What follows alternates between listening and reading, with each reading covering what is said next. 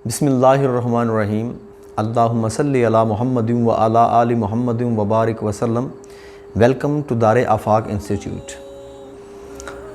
आज जिस टॉपिक पे मैं बात करने के लिए जा रहा हूँ, इंतहाई अहम टॉपिक है वो, और वो टॉपिक एक मसला है, एक प्रॉब्लम है जिस पर बात करने के लिए जा रहा हूँ। और वो तमाम मसाइल का एक ही मसला है। अगर उस एक चीज़ को हम ठीक कर लें तो जितने भी मसाइल हैं हमारी ज़िंदगी में वो कवर हो सकते हैं, हम उनको कवर कर सकते हैं, कामयाबी जो है हमारी ज़िंदगी में आ सकती है। देखें, हदीस पाक है कि इल्म एक नुक्ता है और कसरत उसकी जहालत है। एक नुक्ते को पकड़ें, एक जड़ को पकड़ें कि जितने भी हमारे घरों में लड़ाई, ये झगड़े, ये फसाद, ये बड़े बड़े प्रॉब्लम्स क्रिएट होते हैं, इनके पीछे ना एक ही वजह है। अगर आप उस वजह तक पहुंच जाएं और अपनी वो बीमारी, चाहे मैं हूं चाहे कोई भी है, ठीक कर लें, उसका इलाज करवा लें, तो बहुत ज़्यादा हमारे घरों में सुकून हो सकता है। देखें, आप कोर्ट में जाएं, किसी वकील से पूछ लें, आपको बता देगा कि कोर्ट के अंदर जो सबसे top of the list problem चल रही है ना, वो है फैमिली केसेस। अब फैमिली केसेस जो हैं वो नंबर 1 पे हैं, पहले नंबर पे हैं। दूसरे नंबर पे लैंड केसेस, ये ज़मीनों जायदादों के मसले मसाइल। तीसरे नंबर पे क्राइम आ चुका है। देखें, एक बंदा डॉक्टर अच्छा हो सकता है, एक अच्छा टीचर हो सकता है, एक अच्छा इंजीनियर हो सकता है, एक अच्छा पायलट हो सकता है, एक अच्छा आलम फाजल मुफ्ती पीर हो सकता है, लेकिन क्या वो एक अच्छा बाप है? क्या वो एक अच्छा हस्बैंड है? क्या वो अच्छा एक बेटा है? क्या वो कोई एक अच्छी वो को बेटी है? ठीक है, क्या वो एक अच्छी माँ है? क्या सुकून है फैमिली में? इस चीज़ को देखना, ये बड़ी काबिल गौर बात है। ये आज के दौर में मियाँ बीवी एक दूसरे के साथ झूठ करते हैं, वालिदैन और औलाद एक दूसरे के साथ झूठ बोलते हैं। इसकी बुनियादी वजह क्या है? इतनी ज़्यादा हमारी बेटियों को, हमारी बहनों को तलाक़ें हो रही हैं, घरों के चैन बर्बाद है। इसकी क्या वजह है? गौर अगर करें तो इसका एक ही मसला है, और ये मसला जो है, आप यूं कह लें कि this problem one of the biggest problem in the entire world, but in the Pakistan on the massive amount people fall a victim the such type of problem. What's the problem? क्या मसला है? मसला ये है कि हम रूहानी लिहाज से बीमार हैं, स्पिरिचुअल डिजीजेस। हम रूहानी एतबार से बीमार हैं। पूरी दुनिया के अंदर जो गोरा है, आप देखें, चाहे वो मुसलमान है चाहे नहीं, जिनको अल्लाह ताला ने ये शऊर दिया है, किसी भी मज़हब से ताल्लुक़ रखता है, वो रूहानियत पे जो है वो रिसर्च कर रहे हैं। रूहानी मसल वीक हैं हमारे, हम रूहानी लिहाज से बड़े कमज़ोर हैं, जिस वजह से हम मसाइल को हैंडल नहीं कर सकते। यूँ उसने गुस्से में बात की, यूँ इधर से थप्पड़ आ रहा है। यूँ उसने इग्नोर किया आपकी बात को, इधर से जनाब ये जुदाइयाँ पड़ रही हैं। चाय क्यों ज़्यादा ठंडी होगी जी, नमक क्यों ज़्यादा हो गया जी, इतनी बात से भी तलाक़ें हो रही हैं और थप्पड़ शुरू हो रहे हैं घरों में। मार कुटाई है, सुकून नहीं, बेचैनी। हालांकि मियाँ बीवी का रिश्ता एक सुकून का रिश्ता अल्लाह ताला ने बनाया। औलाद और माँ बाप का रिश्ता एक सुकून का रिश्ता है। इनसे मिलके, इनसे शेयर करके बंदा हल्का फील होना चाहिए इंसान को अपना। लेकिन हम यही सबसे करीबी रिश्ते हैं, हम आज के दौर में इनसे ही दूर हो चुके हैं। फिर क्या मसला है? रूहानी लिहाज से बीमार हैं।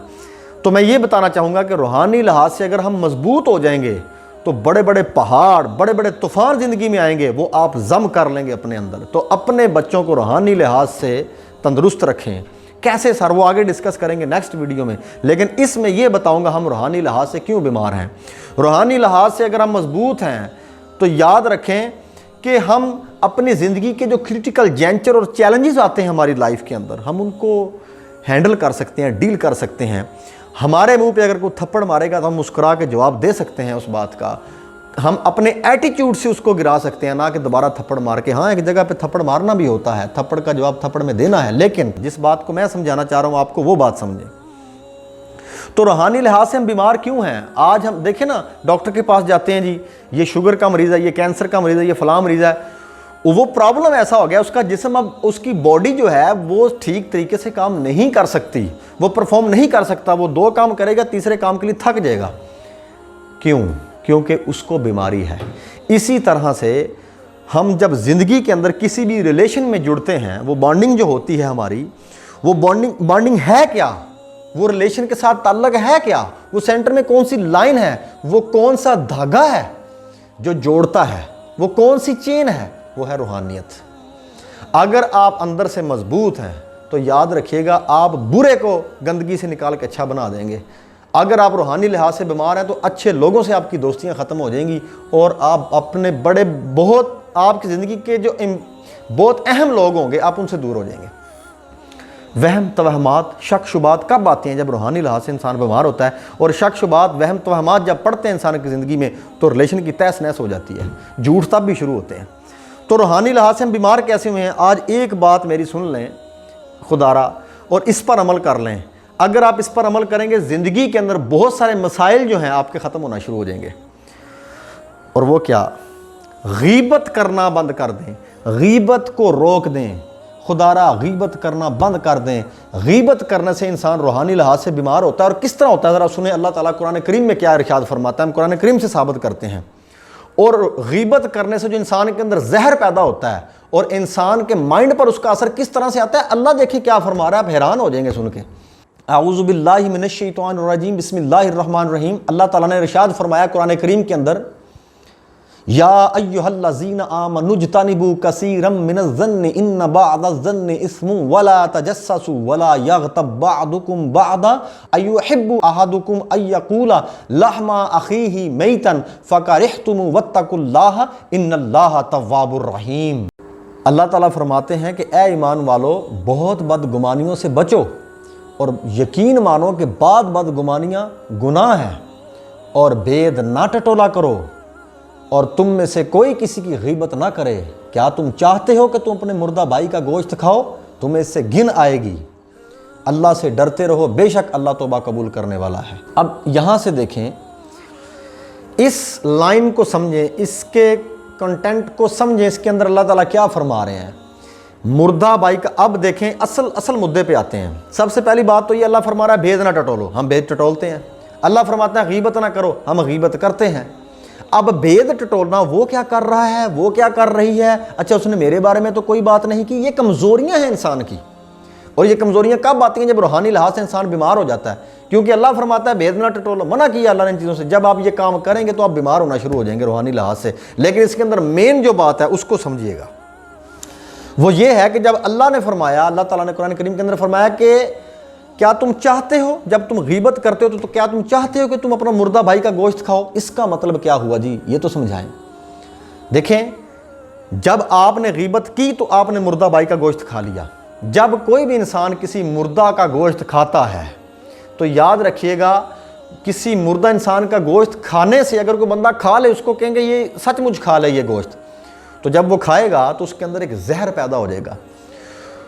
دیکھیں، ہم جو کچھ کھاتے ہیں، ایک بندہ نیچرل چیزیں کھاتا ہے، ایک بندہ جو ہے وہ مطلب آپ کہہ لیں کہ ان نیچرل چیزیں یوز کرتا ہے، ٹھیک ہے۔ تو جو نیچرل چیزیں استعمال کرتا ہے، ظاہری سی بات ہے اس کی صحت اچھی ہوگی، وہ تندرست زیادہ ہوگا۔ ایک بندہ پیزے، برگر، پیپسی ان پر ہی گزارا کرتا ہے، وہ بلیلر ہی بننا ہے اس نے، ٹھیک ہے، تو وہ بیماریاں ہی اس کے اندر پیدا ہونی ہیں۔ اسی طرح سے جو ہم کھاتے ہیں اس کا اثر ہے ہمارے اوپر، ہمارے مائنڈ پر، ہماری سوچ پر۔ اللہ نے منع فرمایا قرآن کریم کے اندر کہ باہر کا گوشت نہ کھائیں۔ جو لوگ کھائیں گے یاد رکھیے گا کہ وہ لوگ انسانیت سے باہر نکل جائیں گے، درندے بن جائیں گے۔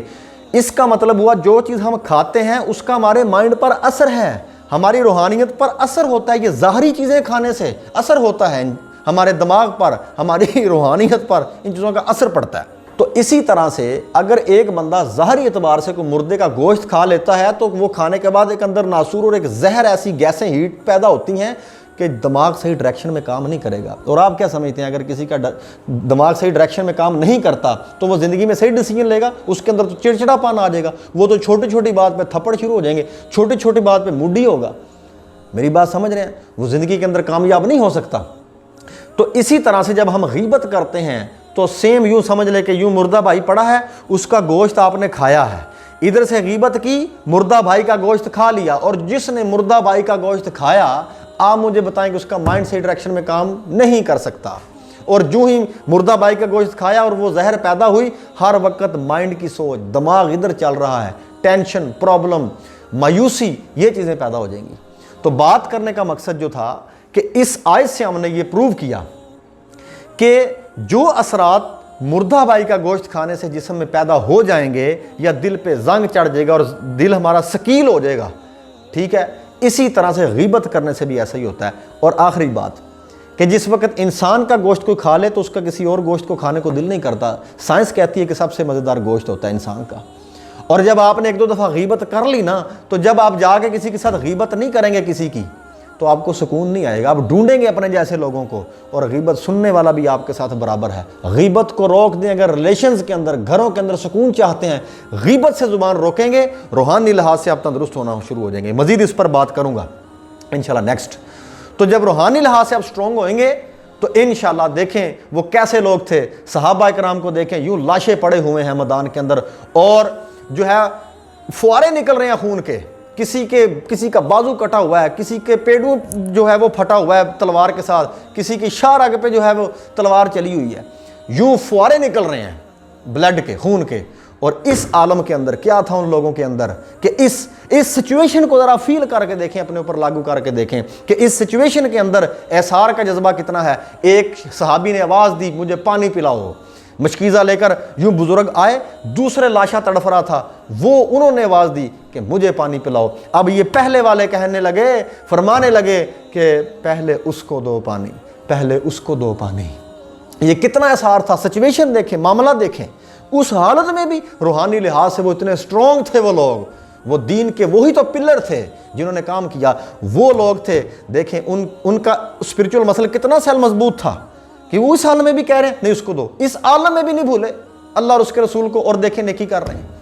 ہم وہ تو نہیں کر سکتے، نہ ان کی برابری ہو سکتی ہے، لیکن ہم اپنے ایزیئر لائف کے اندر، ایزیسٹ لائف کے اندر، ہم کسی کو ایک روٹی دینی پڑے نا تو ہم کہتے ہیں اس نے مجھ سے یہ چیز مانگی تو مانگ ہی کیوں لی۔ ہمارے اندر یہ چھوٹا سا بھی جذبہ احسار کا نہیں ہے۔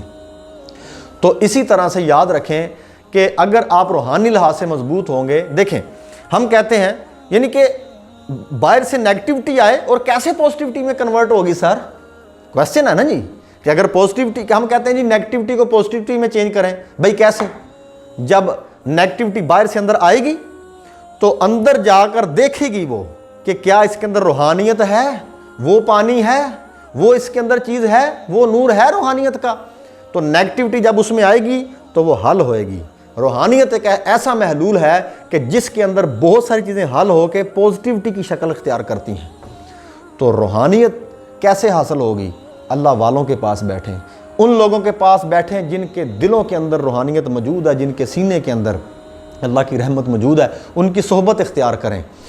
تو یاد رکھیں جب روحانی لحاظ سے مضبوط ہوں گے تو ہماری زندگی کے بہت سارے چیلنجز ایسے آئیں گے جن کو ہم بآسانی جو ہے وہ ٹرانسیکٹ کر سکتے ہیں، ان کو عبور کر سکتے ہیں۔ تو لہٰذا اپنا روحانی سیل مضبوط کریں، غیبت کرنا بند کریں، آج کے بعد غیبت چھوڑ دیں۔ غیبت کرنا اللہ نے کھلا قرآن کریم میں فرما دیا، اگر اب بھی ہم عمل نہ کریں تو یاد رکھیے گا پھر ہم نے اپنی قبر خراب کرنی ہے، پھر ہم انسان کہلانے کے لائق نہیں ہیں۔ جزاک اللہ۔ امید کرتا ہوں کہ آپ میری بات کو سمجھ گئے ہوں گے۔ انشاءاللہ ملتے ہیں نیکسٹ ویڈیو میں۔ Thank you so much, so nice of you. اللہ حافظ۔